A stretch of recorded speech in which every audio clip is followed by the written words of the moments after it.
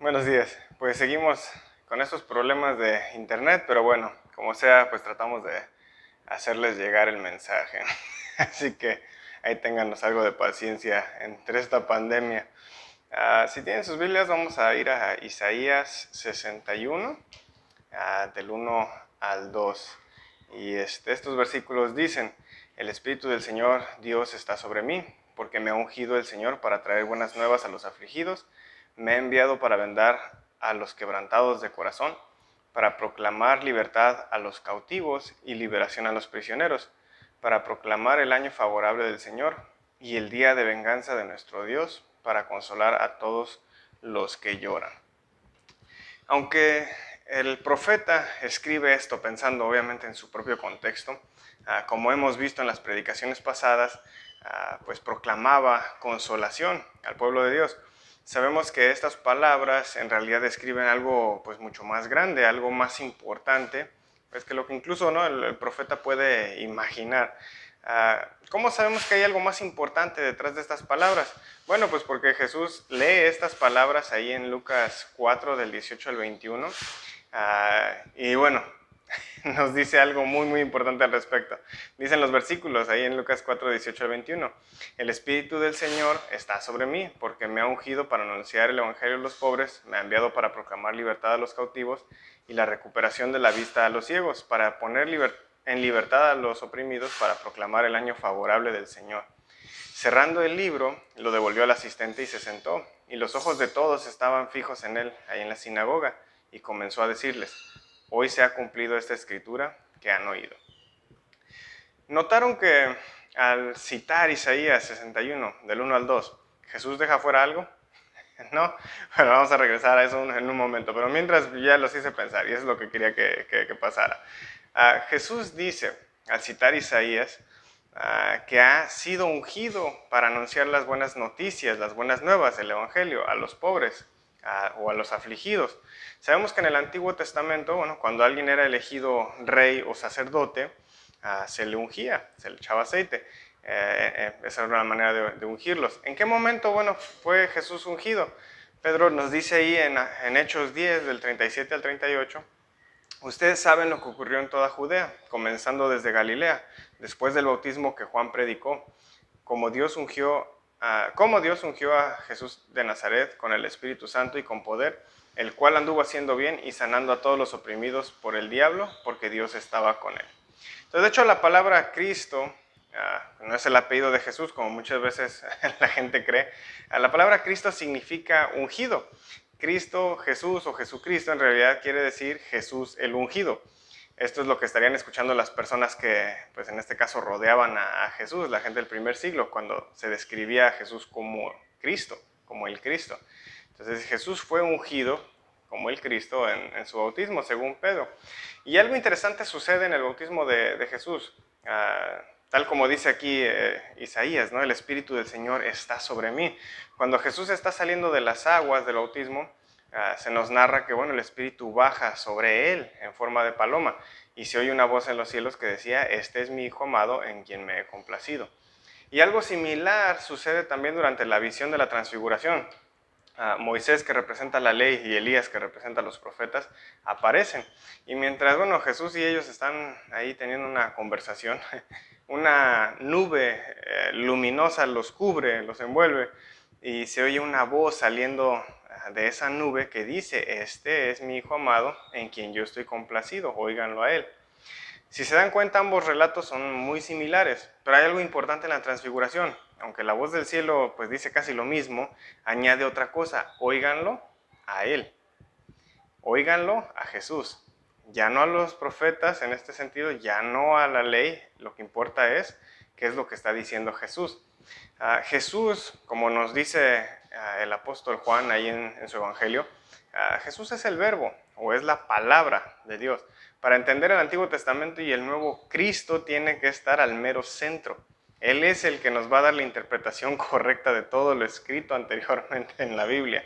Es por eso que los líderes religiosos pues se enojaban, ¿no?, una y otra vez con él, porque no interpretaba a Dios como este ser, ¿no? Que buscaba venganza sobre su pueblo, venganza por su pueblo, ¿no? Sobre estas otras naciones, sino que Jesús lo estaba describiendo como un ser que buscaba bendecir a todas las naciones.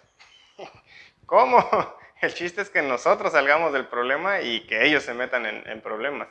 De hecho, si nos regresamos, por ejemplo, otra vez a Lucas 4, después de que Jesús les dice, hoy se ha cumplido esta escritura que han oído, los de la sinagoga se llenaron de tanta ira, si leemos unos versículos después, y bueno, echan a Jesús fuera de la ciudad y lo llevaron hasta la cumbre del monte para tirar a Jesús de ahí, para matarlo.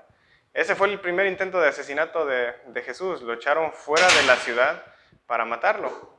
Sabemos que al final del ministerio de Jesús, bueno, pues sí lo logran, lo asesinan fuera de la ciudad sobre una cruz. Pero ¿qué fue lo que los molestó tanto? ¿Recuerdan que dije que Jesús dejó fuera algo?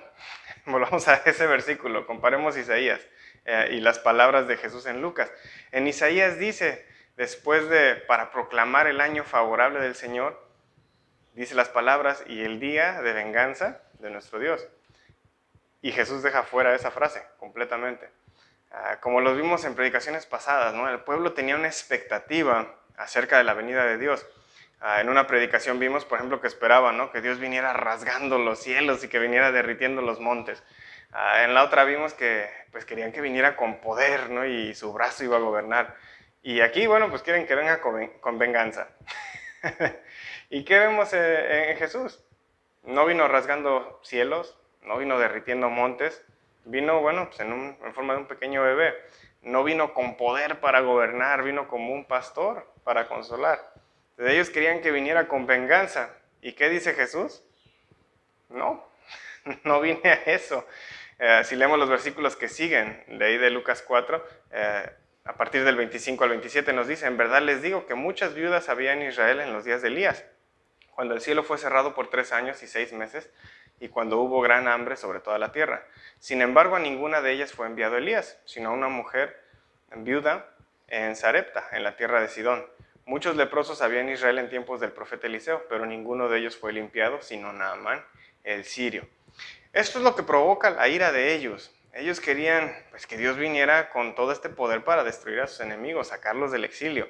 Y Jesús cita 2 pasajes del Antiguo Testamento en donde Dios cuidó a personas de las naciones enemigas, de las naciones opresoras, en lugar del pueblo de Israel. ¿Qué quería enseñarles Jesús con esto? Que Dios no venía con venganza. Así como no vino rasgando los cielos, no vino derritiendo montes, Dios venía más bien perdonando, venía restaurando. No es sorpresa que cada vez que Jesús perdonaba pecados, pues estos hombres se enfurecían, se enojaban. Se hacía pasar por Dios al perdonar pecados, ¿no? Para como ellos lo veían. Pero ellos querían pues, un Dios que viniera con venganza, no que viniera con perdón. Jesús enseña que la intención de Dios siempre fue bendecir a todas las naciones. Pablo confirma esto en Romanos cuando nos enseña que esta fue la promesa a Abraham. Por medio de él, Dios bendeciría a todas las naciones. Y Abraham era gentil, los judíos aún no existían. Jesús no venía a traer noticias de destrucción, venía trayendo buenas noticias para los afligidos o pobres, noticias de libertad a cautivos y oprimidos. Y esos hombres pensaban, pues por eso, esos somos nosotros, estamos bajo Roma. Pero Jesús venía a lidiar con el predicamento humano, no con una nación. Y hay 2 formas de deshacerse de una nación opresora. 1, pues conquistándola, ¿no? 2, convirtiéndola. Los judíos querían la primera, ellos querían conquistar. Por eso esperaban un Dios de venganza. Pero Jesús enseñó un mejor camino, la opción 2, convertirlos. Claro que este camino, pues obviamente tiene sus riesgos. En su caso, pues lo quiso matar su propia gente inmediatamente después de decir estas palabras. Pero ese es el camino de Dios. El camino de paz siempre será despreciado y atacado por quienes son violentos. Y hay 2 formas de apaciguar esa ira.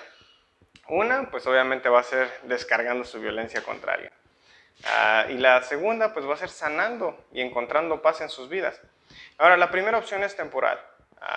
La ira se va a calmar por un tiempo limitado y van a tener que buscar a otra cosa o a otra persona en donde descargar su violencia. La verdadera cura está en sanar. Y eso es precisamente lo que Dios provee en Jesús, la cura. ¿Y qué hicieron cuando Él ofreció la cura? pues, descargaron su violencia contra él y lo mataron sobre una cruz. Pero irónicamente, a través de esa muerte es que Jesús trae sanación a todas las naciones. Todos estamos en algún tipo de exilio. Los judíos esperaban quitarse de debajo del imperio romano, ¿no? Pero el problema era mucho más grande que eso. El imperio romano solamente era una representación de lo que significa vivir bajo ese problema más grande. Lo que los judíos querían no era solamente no estar bajo el imperio romano, sino ser quienes, ahora sí que, ellos querían ser quienes, con la gracia de Dios, estuvieran sobre las naciones, sobre todas las naciones, de ser posible. En otras palabras, ellos no querían cambiar el sistema, solo querían cambiar quién estaba arriba. Y ellos querían ser los que estaban arriba. Por eso querían que Dios viniera con venganza. Pero Jesús nos viene a enseñar que este sistema está corrupto, es malo, es decadente, porque pues alguien siempre va a ser el opresor y otro va a ser el oprimido. Ese no era el plan de Dios desde el inicio. La violencia fue creación humana, no divina. El pecado que dejamos entrar, pues es ese sistema y su moneda es la muerte. Dice Romanos 6:23, la paga del pecado es muerte, así es como te paga el pecado. Jesús nos enseña un reino alternativo a cualquier reino del mundo, el reino de Dios, cuya moneda es vida. La dádiva de Dios es vida eterna. Las buenas noticias que Jesús trajo, pues eran este anuncio de este nuevo reino. El verdadero exilio, entonces, es abandonar el reino del pecado y la muerte para ir hacia el reino de Dios, donde hay vida.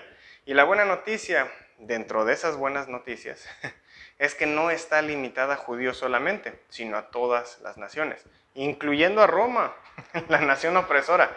Por eso lo querían matar, por eso lo mataron. Pero es en su resurrección que Jesús nos muestra que la paga del pecado no tiene poder sobre él, ni sobre los que lo siguen a este reino alternativo. Y la otra buena noticia, dentro de estas buenas noticias, es que este reino se encuentra aquí en la tierra. Y no solamente es un reino, es su templo, es el lugar donde habita Dios, es su cuerpo, que es la iglesia. Mucha gente está buscando, esperando, no, pues Dios está allá lejos. Incluso hay himnos, ¿no? Más allá del sol. Pues allá no está Dios, Dios está aquí, habitando entre nosotros. Dios vino a traer libertad a los cautivos, a los oprimidos. Y eso somos todos nosotros cuando estamos bajo el sistema del pecado. Jesús proclamó el año favorable del Señor, favorable incluso para todos los que quieren salir de ese sistema y ser ciudadanos del reino de Dios. La pregunta con la que los dejo es, ¿dejarán la esclavitud del pecado para ser ciudadanos de Dios o seguirán siendo esclavos? Que Dios los bendiga.